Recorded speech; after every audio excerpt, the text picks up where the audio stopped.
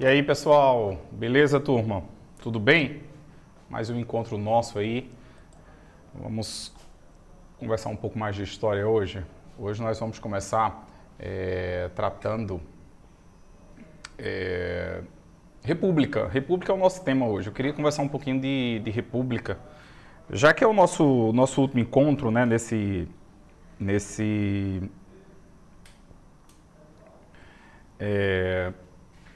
formato, né, que nós estamos. Então eu queria fazer ali aquela retrospectiva grande e com diversos temas que abraçam o período republicano. Tem dado certo, tem sido interessante os nossos encontros nesse formato, porque a gente tem conseguido essa questão de um século, 2 séculos, dialogar sobre diversos temas. E isso tem sido interessante para a gente. Primeiro porque tira aquela linha, né, que história você tem que estudar ele ali muito fatiado, e às vezes quando você fatia muito, você perde as conexões, não é, entre os temas. Não é? Se eu coloco ele amplo demais, eu posso me perder nesse estudo, mas também se eu fatio demais, eu perco os conectores. Você tem que saber ali de fato o limite.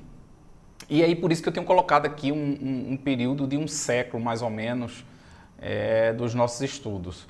Dentro de um século ali a gente consegue ter um entendimento direcionado, né, para um tema, mas ao mesmo tempo termina colocando uma abrangência maior, historicamente falando. No nosso encontro passado, nós conversamos um pouco ali sobre o primeiro reinado, o período regencial e, consequentemente, o segundo reinado. Não é? E aí, quando você pega o período republicano, né, nós vamos aí, gente, próximo ano nós estamos completando 200 anos de independência. É isso? 200 anos de independência.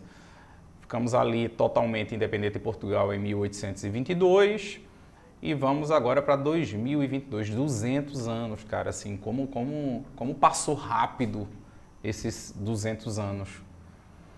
E ao mesmo tempo, quantos problemas de 200 anos atrás continuam entre nós.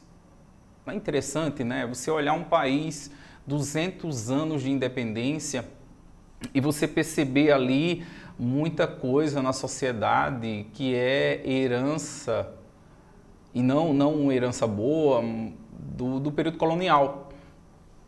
Como, por exemplo, a concentração de terra, o racismo, essa marginalização de boa parte da sociedade, o analfabetismo ainda presente entre nós e a fome, né? Somos um país ainda que tem gente que passa fome. É terrível isso, né? Então, nós vamos ter aí esses 200 anos de independência e nós vamos ter aí cerca de 130 anos, um pouco mais de 130 anos de república. Um pouco mais ali de 130 anos de república. E esse período republicano, ele é marcado ali por diversos acontecimentos. Ele é marcado por diversas rupturas, onde na verdade não deveria ser, não é? Primeiro assim, quando a gente olha para o período monárquico, principalmente ali no segundo reinado, nós vamos ter um momento de cerca de 50 anos numa certa tranquilidade política. Isso não quer dizer que fosse interessante para toda a população, não é? Não estou pegando aqui de fato o que não estava interessante. Mas politicamente, quando você observa, estávamos ali numa certa calmaria. Não é? Você pode até lembrar, Gustavo, mas nós tivemos a Guerra do Paraguai. Mas eu estou me referindo internamente ao país. A gente passa por aquele período regencial e o segundo reinado ele foi um período mais calmo, não é? Politicamente falando. Casos pontuais aqui e acolá, mas não de grandes revoltas e principalmente revoluções. Agora, quando você chega no período republicano, essa tranquilidade política, ela literalmente ela fica no passado. Porque desde a implantação do regime republicano, nós vamos ter um período ali de bastante turbulência. Primeiro porque a monarquia ela foi retirada do seio da sociedade brasileira de forma abrupta. A população vai assistir aos acontecimentos sem saber muito bem o que estava ocorrendo. E, consequentemente, não estava muito afeita ao que fosse um sistema republicano. Isso fica claro, inclusive, quando voltamos as nossas atenções para o período regencial. Você percebe que o período regencial ele foi um período de bastante turbulência política e econômica, lógico, porque o Brasil também acostumou-se a viver com turbulências políticas e econômicas, mas, no entanto, você percebe que o príncipe Pedro ali mantinha-se, digamos assim, no trono, né? Esperando para ser de fato entronado, mantinha-se ali no caminho. No período republicano, nós vamos ter, de fato, uma turbulência enorme, como havia dito, desde o momento da implantação desse sistema republicano. O povo, mais uma vez, excluído. O povo não foi chamado à mesa de diálogos para conversas.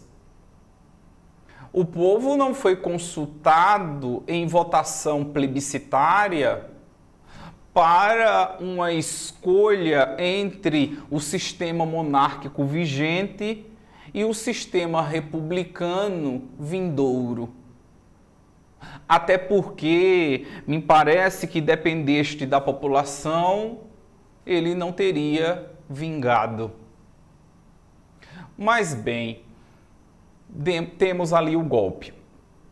E a partir de 1889, começa esse tal sistema republicano. Final de 89, né, novembro de 89, começa esse tal sistema republicano.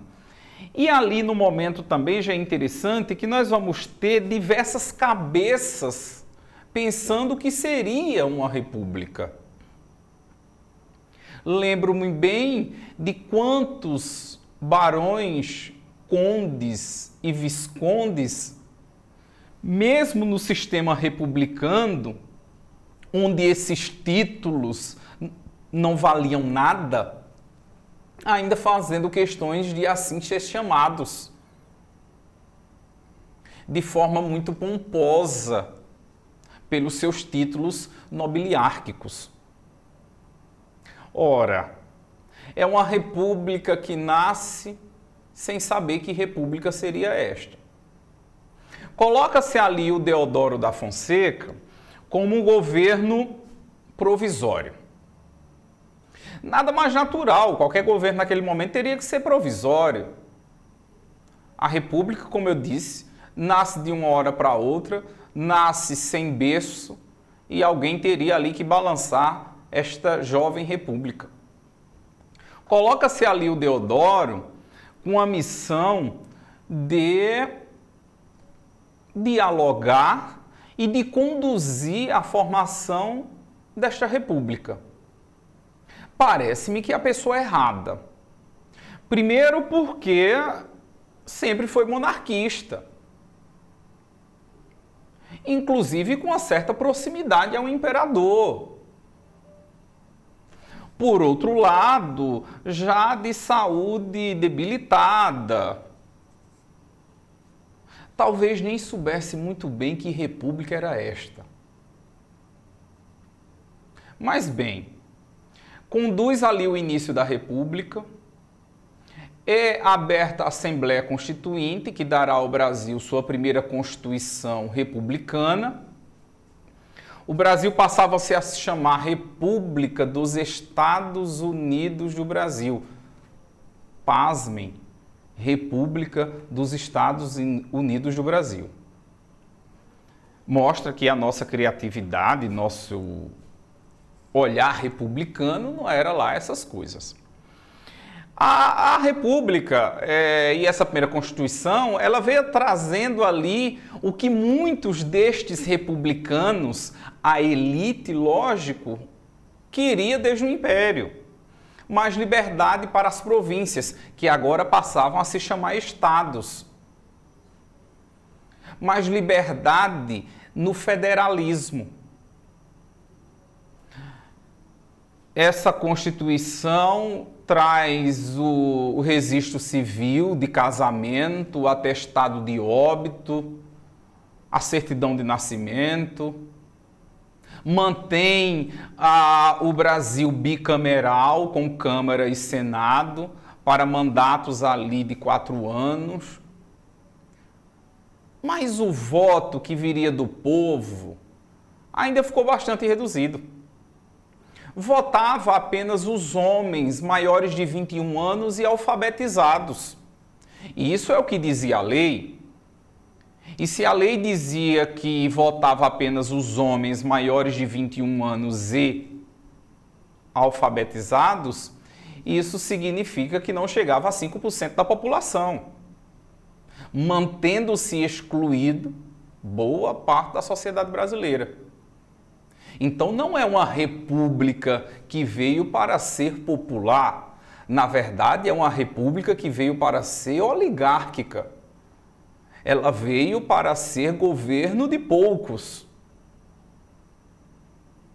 A relação entre Deodoro e o Congresso Nacional azedou de vez desde a primeira eleição, porque o Deodoro estava como governo provisório e assume como presidente agora eleito, de forma indireta. Mas o seu estilo autoritário, e não entendendo muito bem que no período republicano, no governo republicano, nem sempre há uma convergência de ideia, mas às vezes prevalece as divergências e assim deve ser feito também o sistema democrático, ameaça fechar o Congresso. Uma afronta, onde automaticamente será forçada a sua renúncia. Cerca de 9 meses de governo. Então, é uma república que nasce atabalhoada e que tem um primeiro presidente passageiro, que não deixa saudades. Na sequência, se não tem um presidente, assume-se o vice. É no governo do vice do Floriano Peixoto que essa república será consolidada. Apesar da Constituição dizer que tinha que convocar novas eleições, já que o presidente não tinha concluído seus 2 anos de mandato. Mas estando no Brasil, a lei vai ser desrespeitada, como de praxe muitas vezes na história desse país. E o Floriano não aceita deixar o cargo e diz que vai terminar o mandato, e assim o fez. Conclui o mandato iniciado lá por Deodoro. Nós vamos ter essas cerca de 5 anos de início de período republicano, marcado pelo que nós chamamos de República da Espada, já que estava representado na mão de militares. Lembrando que tanto o Deodoro como o Floriano eram marechais, e por coincidência também do estado das Alagoas. Ao final do governo de Floriano, é eleito o primeiro presidente civil do Brasil. Prudente de Moraes, que havia conduzido a Assembleia Constituinte, elege-se agora para presidente do Brasil. O poder chegava na mão dos civis. O poder chegava na mão dos paulistas, do oeste paulista, dos cafeicultores. Então perceba que a vinda da República não veio para as benesses populares, mas sim para o agrado de poucos. Que a monarquia naquele momento precisava de uma reforma, sem sombra de dúvidas, e já não era de hoje. Talvez ali, passado a Guerra do Paraguai, o Brasil precisava de uma grande reformulação. passou do tempo. O fruto que estava maduro apodreceu.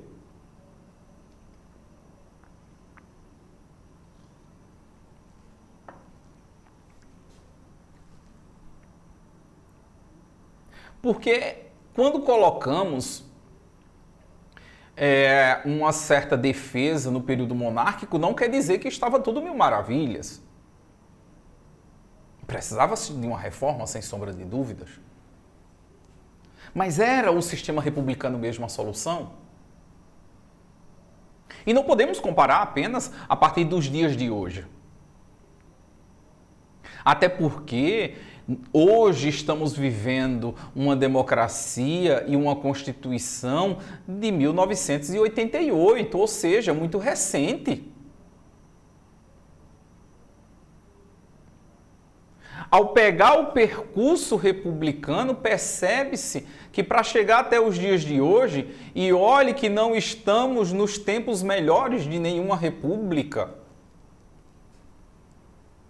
a população sofreu bastante. Então, fico imaginando se lá por volta de 1870, com o fim da Guerra do Paraguai, se não era o momento da reformulação da monarquia.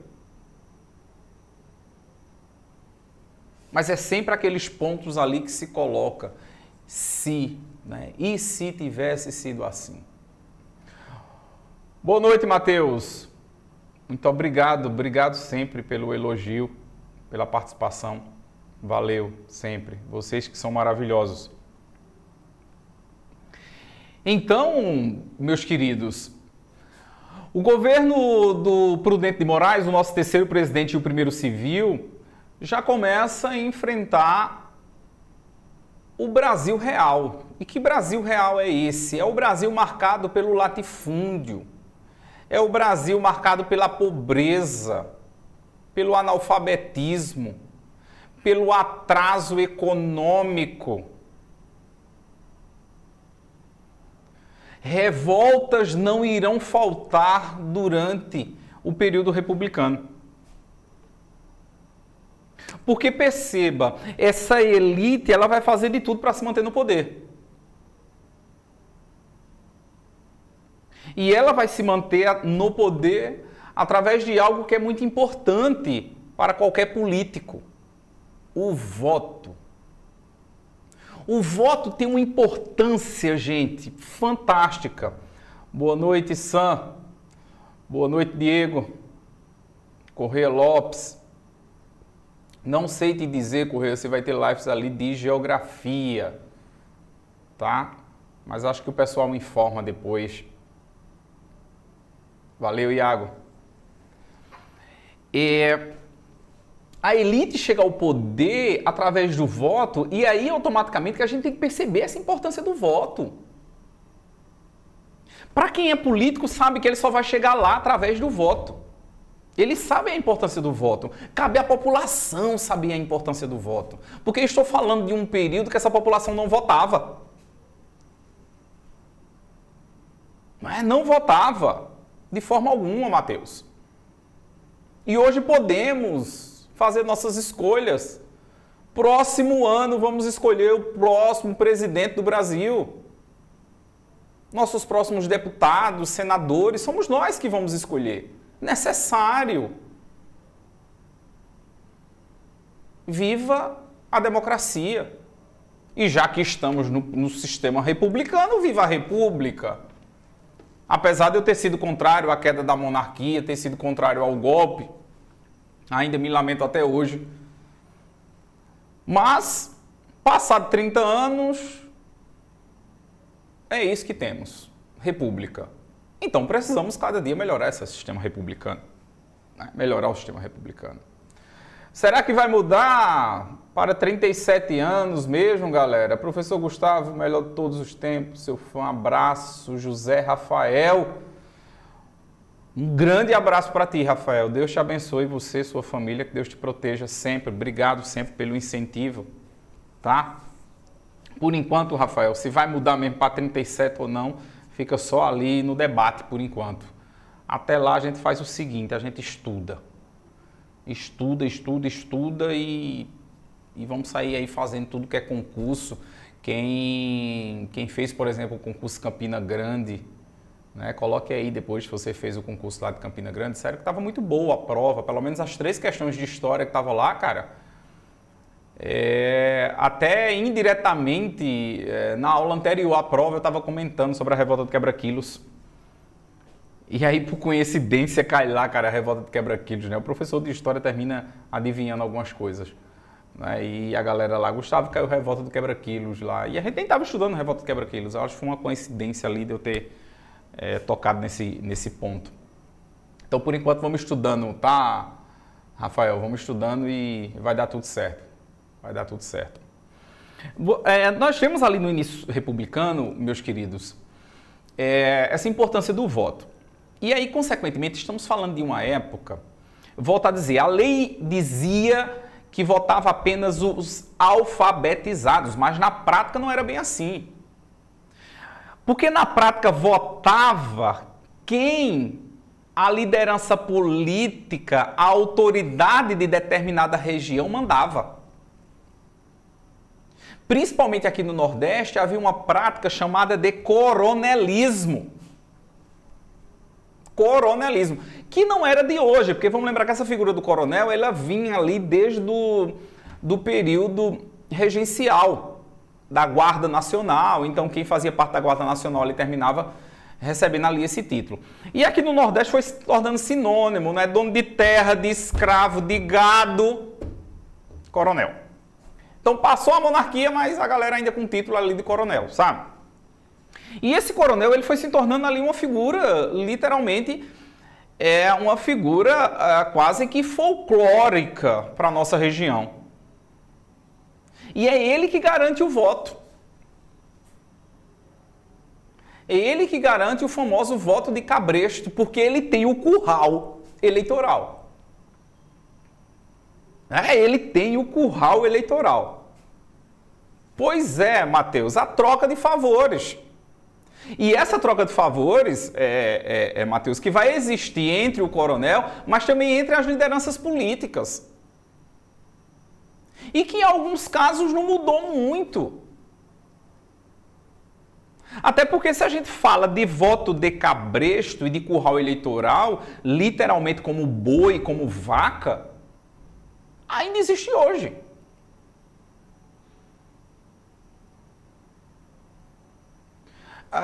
Certa vez eu vi uma expressão muito interessante dizendo, olha, o litro da gasolina daqui a pouco vai chegar a R$10. Daqui a pouco a gente não vai voltar a andar em carro de boi.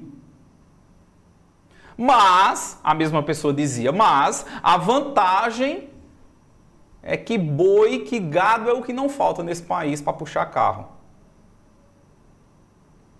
E ele não estava se referindo ali literalmente à pecuária, mas sim a esse curral eleitoral, esse boi do início do sistema republicano, que muitas vezes fica cego ali. E aí por isso vamos ali ficando num país que não vai mudando muita coisa. Se sentimos isso hoje, tu imaginas nesse período que estou falando, que não tinha justiça eleitoral, que o voto era aberto, que o voto era no papelzinho. Ou seja, muito mais fácil de ser controlado. É diferente de hoje, né? Você entra ali na urna eletrônica, acabou, meu amigo. Botou teu voto ali, só tu sabe em quem tu votasse. Diferente, né?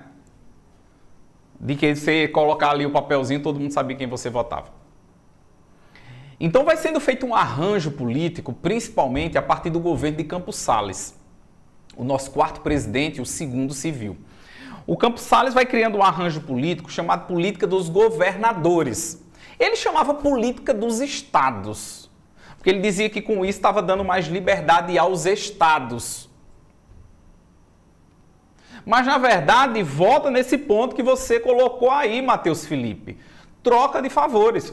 Porque o presidente da República deixava as elites oligárquicas estaduais muito bem à vontade, inclusive lhe dando apoio,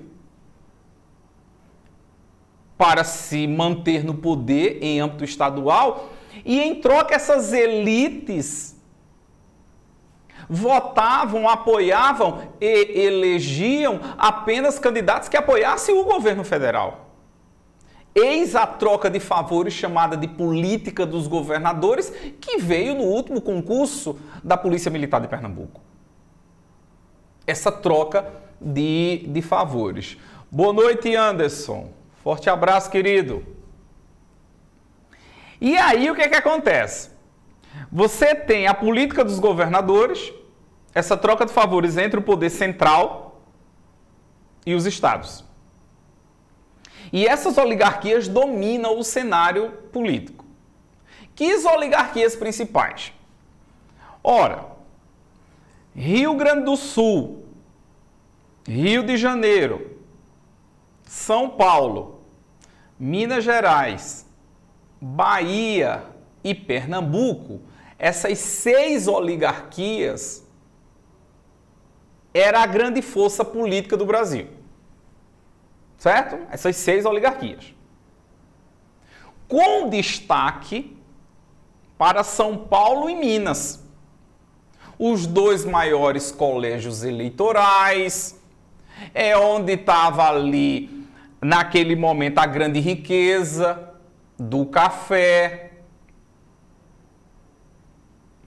Café esse produzido em São Paulo e produzido em Minas. E Minas, como sempre, nós sabemos também, com uma grande bacia leiteira.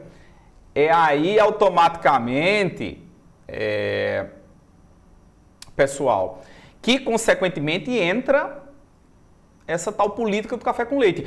Porque você vai ter ali quase que um acordo de papel passado, onde um presidente seria mineiro e no outro mandato seria paulista.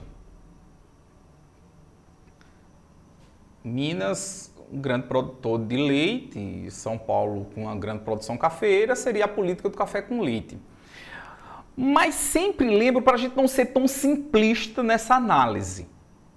Primeiro porque Minas também produzia café, tá? Então a gente está arrumando aqui, foi arrumado apenas um apelido ali para esse arranjo. Não é? Exato, Felipe. Dessa forma. Segundo, que nós não podemos com isso achar que de fato todo presidente será mineiro ou será paulista. Não é bem assim. Mas quem chegou lá, chegou com o apoio de um, de outro ou dos dois. E terceiro detalhe, São Paulo e Minas também só conseguiram manter esse arranjo político porque tinha apoio de outras oligarquias, como estas que citei. Então o discurso é mais amplo, não é tão simplista assim. Que era simplesmente um mineiro, um paulista, um mineiro, um paulista, um mineiro, um paulista. Agora, com a política do café com leite, com a política dos governadores e com a sustentação do voto de cabresto, daqueles que estavam lá na ponta, dependendo dos favores dos coronéis e dessas elites políticas, isso se sustentou toda a Primeira República. E aí vai o encontro também com a Constituição, porque boa parte dessas pessoas não sabiam ler. Mas quem estava ali para fiscalizar? Então era, sem sombra de dúvidas, eleições fraudadas, do início ao fim. E cada presidente desse, no seu processo de revezamento, porque você percebe que quando estudamos esse momento, há uma intenção clara de você ver quem foram os presidentes, mas perceber que o sistema político e econômico manteve-se inalterado. Entre o golpe de 1889 até 1930, o sistema mantém-se inalterado. Sempre o candidato do governo vencendo as eleições. O favorecimento às elites agrárias, principalmente a cafeeira no Sudeste, a açucareira no Nordeste. Depois nós vamos ter ali a borracha no Norte, o cacau no Recôncavo Baiano.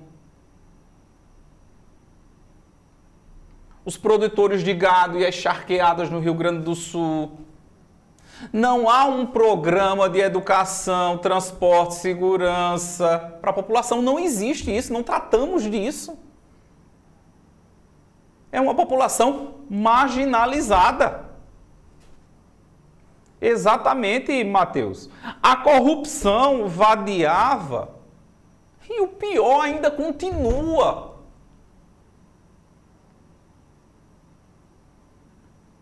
Muda-se os governos e a gente vai tentando melhorar um ponto aqui, um ponto acolá, mas ainda há muita coisa.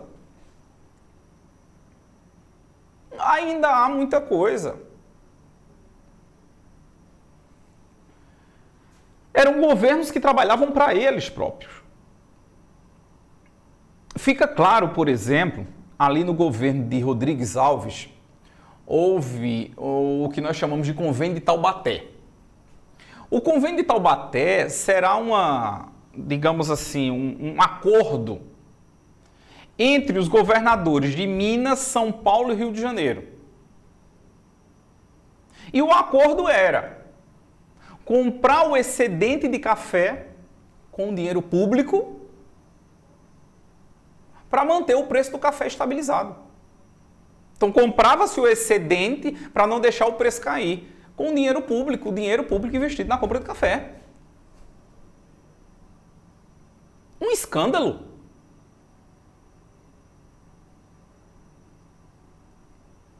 Desviar o dinheiro público para o que não deve ser usado. E infelizmente sabemos que hoje em dia no Brasil ainda continua.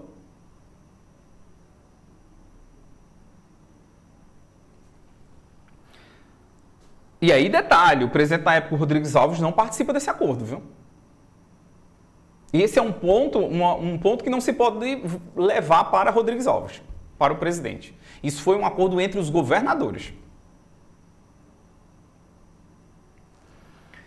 Ao ver, consequentemente,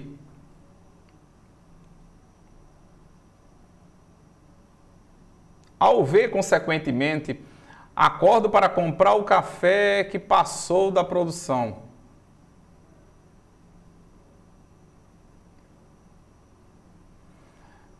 Automaticamente, o que nós... Lucilene, um abraço, tá? Automaticamente, quando nós analisamos esse período, você percebe que a população, ela está totalmente marginalizada. Ela está totalmente insegura, jogada. E aí você entende por que durante esta Primeira República nós vamos ter tantos movimentos sociais, urbanos e rurais. Eu acho que estamos vivendo, por exemplo, num momento do país que estamos até muito tranquilos. Estamos até calmos. Não sei se estamos num estado de letargia, quase mortos.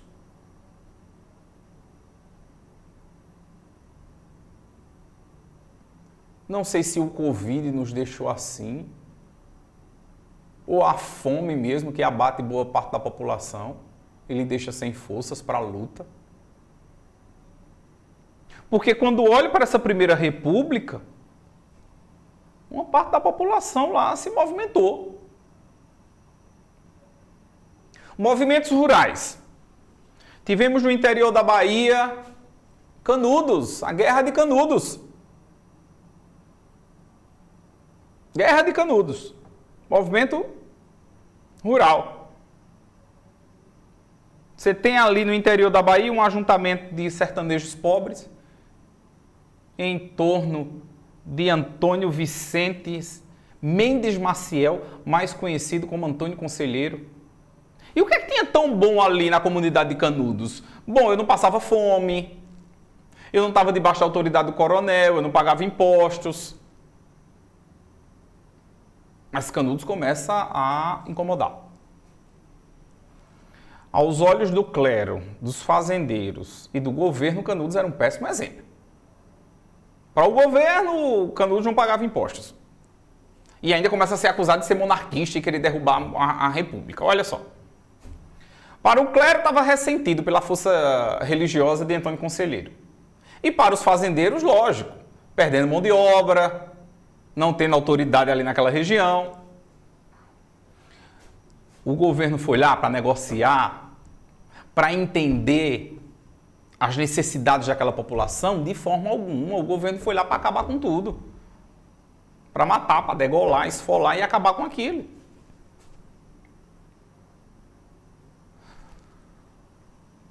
Região de Santa Catarina e Rio e Paraná, Guerra do Contestado, nos mesmos moldes. Nos mesmos moldes. Aqui Antônio Conselheiro, no Nordeste, lá João Maria. Também um grupo de pessoas ali, passando fome, pobre. E aí, lógico, muitas vozes se levantavam contra a República.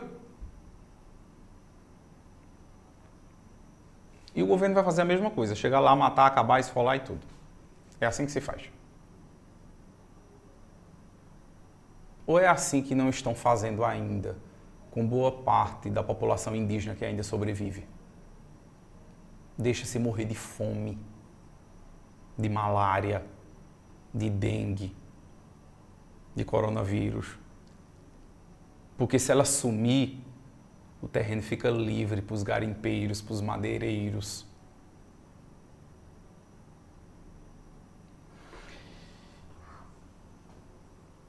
É assim, nós vamos citar aí a revolta da vacina. Primeiro eu estou me referindo às revoltas, às questões rurais, tá, meu querido? Luan, boa noite, Luan, tudo bem? Acomodismo das pessoas em achar que o Brasil sempre será assim, não há possibilidade de mudanças. Pois aí a gente não pode se acomodar. Não, não pode. Eu tenho sempre que acreditar que pode ser melhor. Porque foi acreditando, por exemplo, que podia ser melhor, que já se melhorou muita coisa ao longo desses 200 anos de Brasil independente. Se mudou, sim, tem coisas que melhoraram. Muita coisa melhorou. Mas como tem coisa ainda para melhorar? E a gente precisa estar brigando sempre. Isso aí, o João Maria vai estar lá à frente do contestado, né? E você tem aí essa situação toda. No campo também, que nós não podemos esquecer nessa nossa região, é a questão do cangaço. A questão do cangaço também chama atenção. Tanto como a Guerra do Contestado, como Canudos, no cangaço a gente está falando também de pessoas pobres. E aí, no caso do cangaço, primeiro a gente lembrar que essa questão do cangaço, dos cangaceiros e desses bandos, eles já vinham antes do período republicano. O nascimento do cangaço é muito agarrado pela essa questão do latifúndio. As secas que assolavam, que sempre assolaram o Nordeste. Tá? Década de 70 ali a gente vai ter uma grande seca aqui no Nordeste. Morreram muitos, principalmente ali na região do Ceará. E aí, consequentemente, vai surgir esse bando de bandidos, porque eu não consigo ver de outra forma, viu? Essa história de querer colocar na minha cabeça aqui o Lampião como um herói, pelo amor de Deus. O cara matava, estuprava, roubava, marcava as pessoas de ferro na cara. Herói. Herói de quê, pelo amor de Deus? E dizer que o cara era bandido não está dizendo que o governo era maravilhoso. Porque aqui no Brasil também agora, ultimamente, se criou um discurso que se você não for A, você é B. É sempre assim. O discurso do radicalismo e das pontas. Se você não for isso, é porque você é aquilo. Como se o mundo fosse sempre bipolarizado. E eu acho que não é por aí. Pelo menos eu não entendo dessa forma. Sobre Canudos, a principal consequência desse movimento, sem dúvida, foi o elevado número de mortes e o agravamento da pobreza local. Pois é, Luciane. Algo que já existia, como bem disse você, porque as pessoas morriam de fome, sem terra, debaixo da autoridade do coronel, uma pobreza desgraçada. Quem de nós que estivesse ali não ia querer ir para Canudos? Mas a função do governo, de qualquer governo, não é proteger o seu cidadão e o seu povo. Mas, na verdade, foram lá para matar, seja Canudos ou seja lá no Contestado. No caso do cangaço, da mesma forma. Porque aí qual é a questão? Tá, o Lampião para mim é um bandido. Mas o nascimento deste banditismo era a ausência de governo.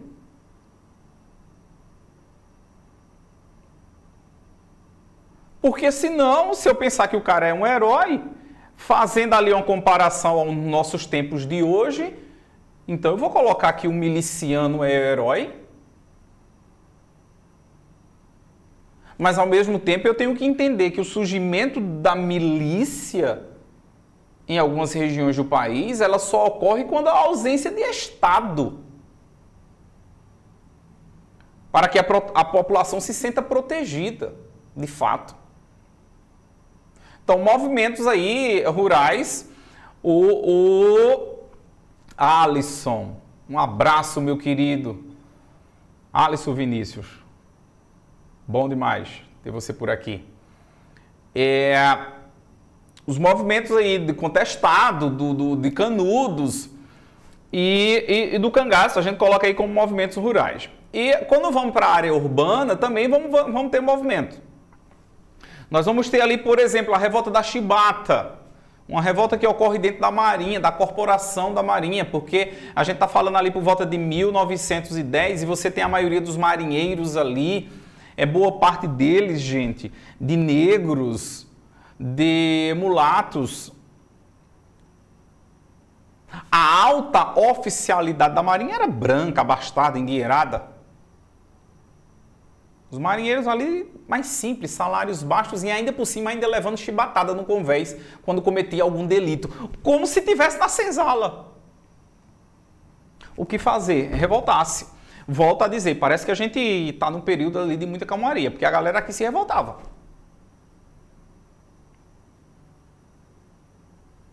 Foi lá e pegou em armas. Tivemos a revolta da vacina, como já foi colocado aqui, outro movimento urbano.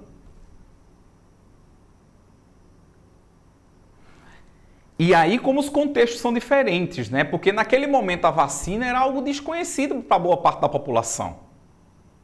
Era algo muito avançado, a população não entendeu ali, até pela forma também que o governo fez o processo de vacinação, até pela cultura também da época, que você precisa levar a sua cabeça para a cultura da época, para entender por que teve ali uma revolta, não era só por conta da vacina, chamamos de revolta da vacina, mas inclui aí que o Rio de Janeiro está passando por uma reforma urbana, que o Rio de Janeiro está derrubando os cortiços, que o Rio de Janeiro está expulsando a população pobre do centro e não lhe dando condições de moradia, e essa população vai subir os morros.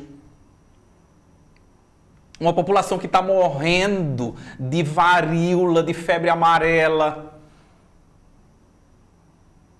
E agora vem um governo dando aí uma injeção, uma vacina, que a população nem sabia direito o que era. Então não era uma revolta apenas contra a vacina, mas era todo o contexto. É diferente de hoje, que a nossa briga foi o contrário, né?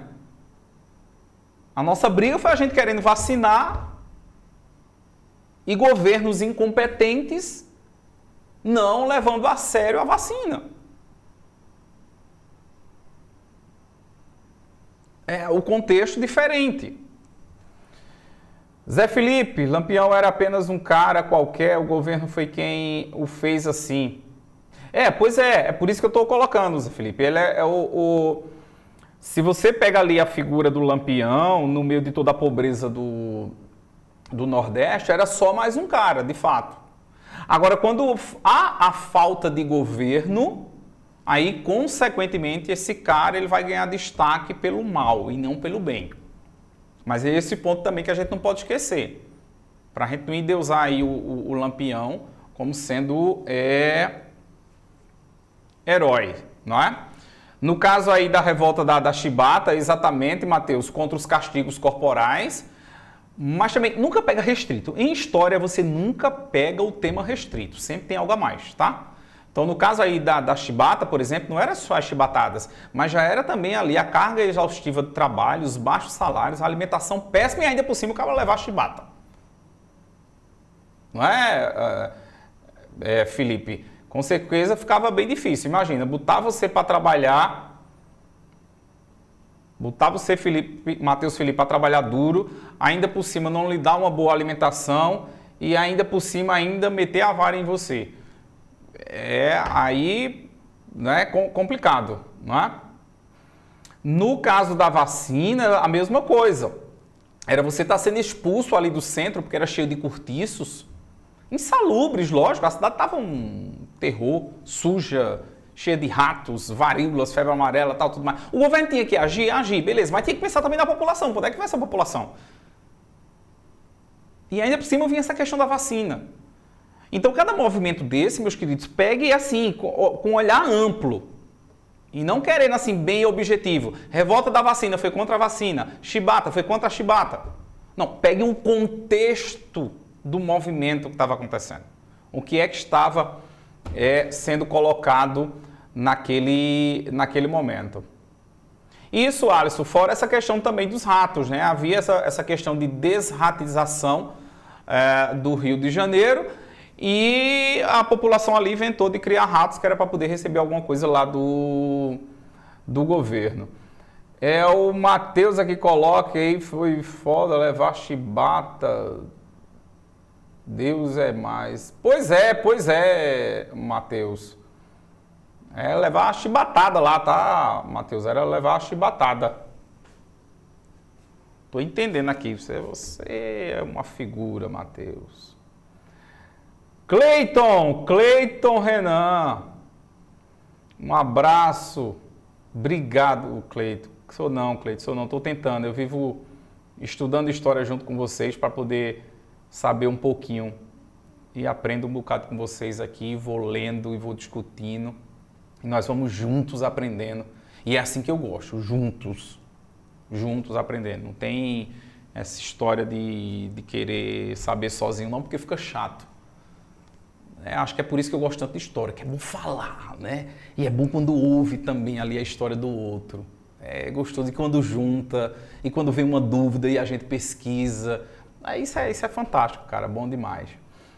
As condições de trabalho já não eram boas e levando chibatadas. Pois aí é que eu coloco, Zé Felipe. Por isso que a gente tem que pensar sempre dessa forma, de uma forma mais ampla aí esses movimentos, né, que aconteciam, para que a gente não ache ali que eram movimentos de fato apenas direcionados a um caso único. Mas beleza, nós vamos ter, quando a gente vai chegando ao final dessa Primeira República, nós vamos ter acontecimentos externos que vão interferir aqui. E aí, meus amores, sempre,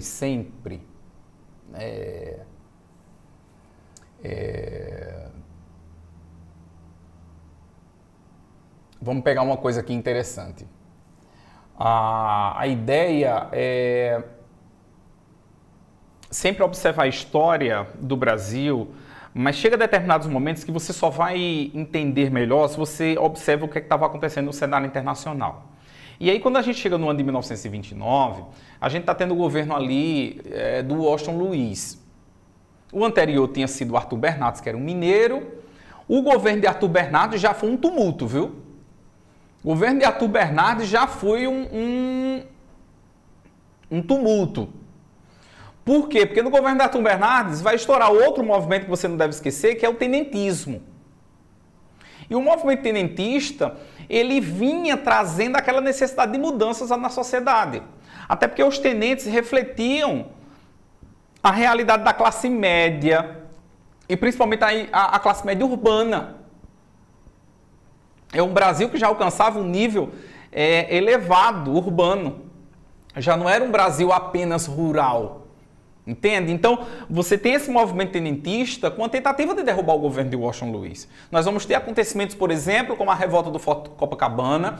Nós vamos ter ali a Coluna Prestes, né? Movimento ali sobre a liderança de Luiz Carlos Prestes. São movimentos que não conseguem a derrubada do governo, mas, ao mesmo tempo, mostrava a fragilidade.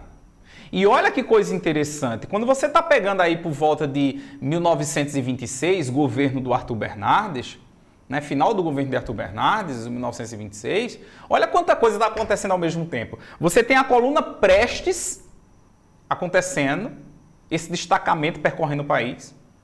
Você tem aqui no Nordeste a atuação de Lampião e seu bando, no mesmo período, tá? Então veja, eu estou falando da política do café com leite, da coluna Prestes, Lampião e sem encontrar da figura ali de Padre Cícero no Ceará.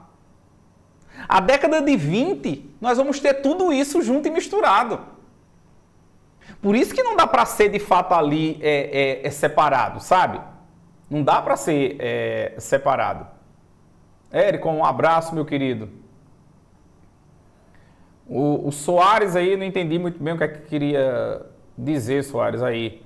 O Soares parece estar dizendo que vai cagar, parece. É isso? E aí ninguém quer saber não, Soares. O que é que tu vai fazer, não? O movimento formado por jovens militares do Exército, contrário às práticas corruptas da República Oligárquica, pediu a moralização da política,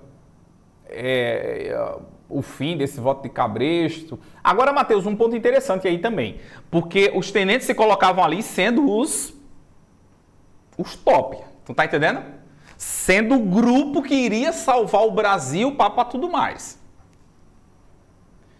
E aí, não é bem assim. Porque vocês já perceberam uma coisa? Toda vez que a gente está numa situação bem fragilizada, lascada, surge uma pessoa ou um grupo de pessoas se achando melhor e que vai resolver todos os problemas de uma hora para outra. Na República, tudo automaticamente, gente, será feito aos poucos, não tem como. Aqui no Brasil, a gente, principalmente no sistema republicano, a gente foi criando essa ideia. Se república significa para todos, então todos nós temos participação. Mas aqui no Brasil a gente criou a ideia, por exemplo, de pai dos pobres. Criamos a ideias aqui de mitos.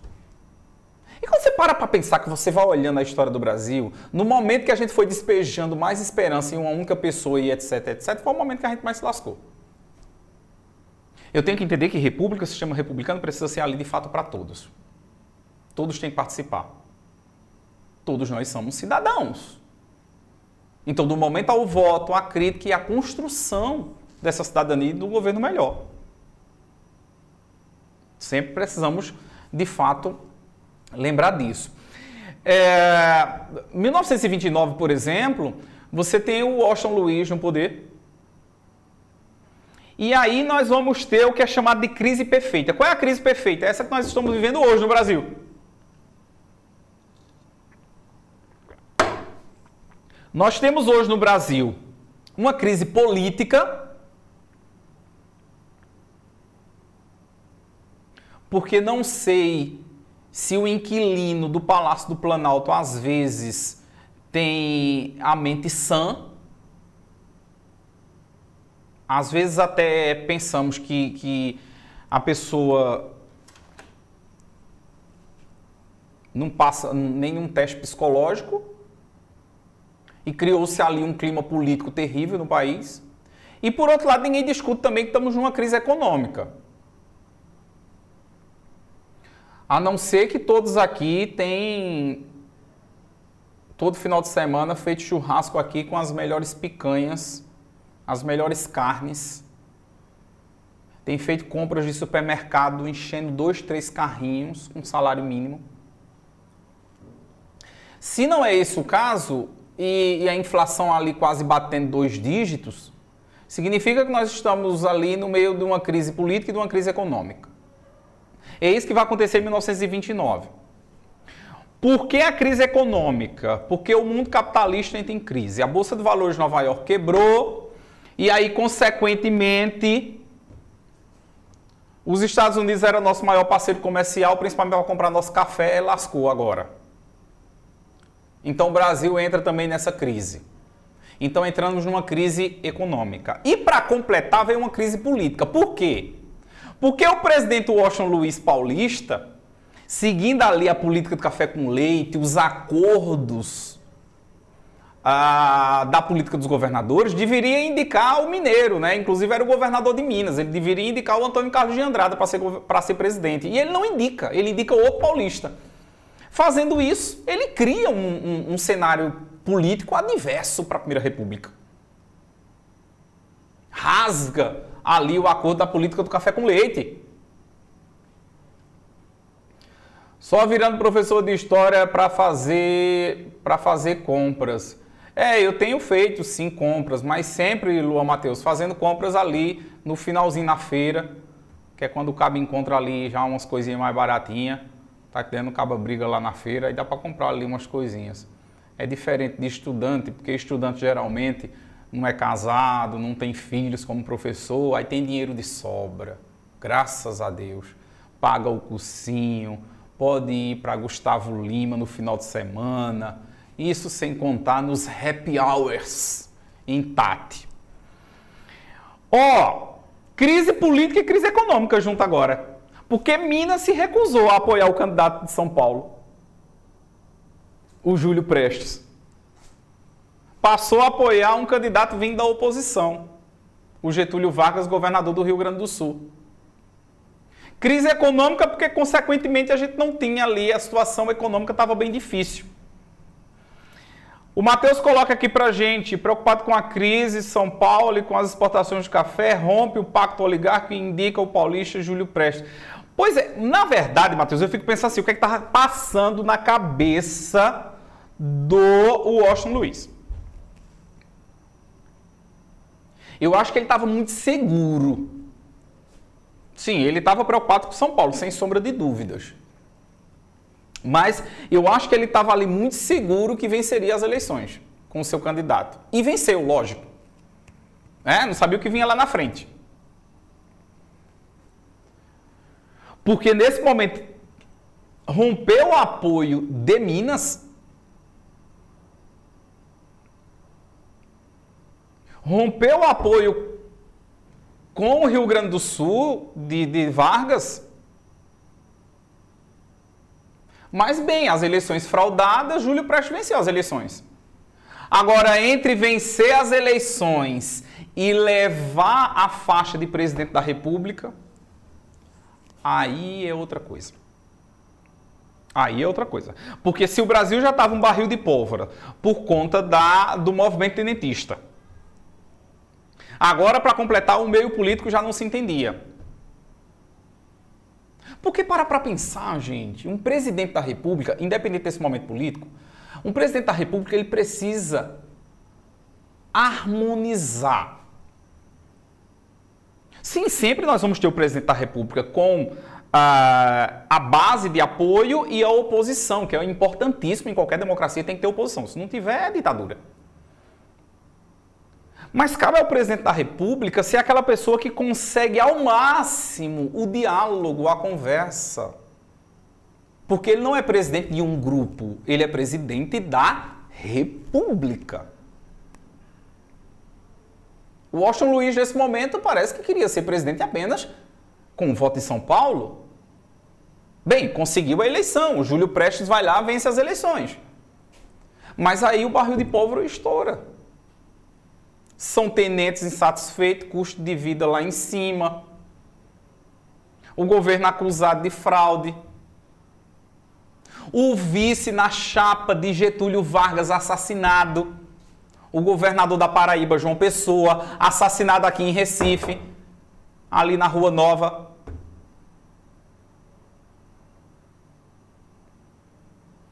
Inclusive, nesse dia eu estava lá.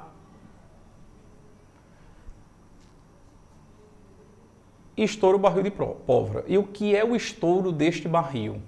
A famosa Revolução de 30. Revolução barra golpe, né? Sempre com um olhar mais amplo. Sim, vai ser chamado de Revolução de 30. O Getúlio sai do Rio Grande do Sul, sai ganhando apoio ali de diversos estados, de Minas, tal, consegue destituir o Washington Luiz. Júlio Prestes venceu as eleições, mas não vai levar.